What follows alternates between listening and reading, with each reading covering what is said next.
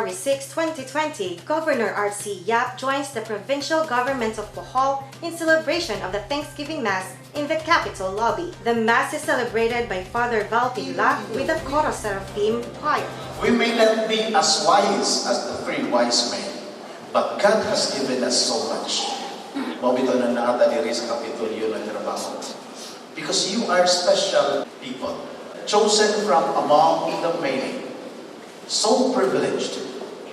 May all of us make a mark, a perpetual mark, kung maghawa na ta diri. And let this word nga ato ang gihimo diri sa Kapitolyo karon be an opportunity for us to encounter as well the Messiah. Governor R.C. Yap shares an inspirational song, The Work of Christmas, to remind oneself to be lucky for a meaningful job. Other people are going to their offices this morning to earn profits and to do other types of work. But we should count ourselves lucky to kaya ating work, meaningful work. We are commissioned to do our work to help others. And that is the difference when you work with the provincial government. So now let me just share lyrics of a song. It's a very simple song. I grew up with this song. We were studying in school, we used to sing it. The title of the song is The Work of Christmas. And the lyrics are very simple. When the song of angels is still, when the star in the sky is one, when the kings and the princes are home, may ulit na silang lahang manimalay. When the shepherds are back with their flock, balik na sila sa kanilang kulong. The work of Christmas begins. That is when the work of Christmas begins.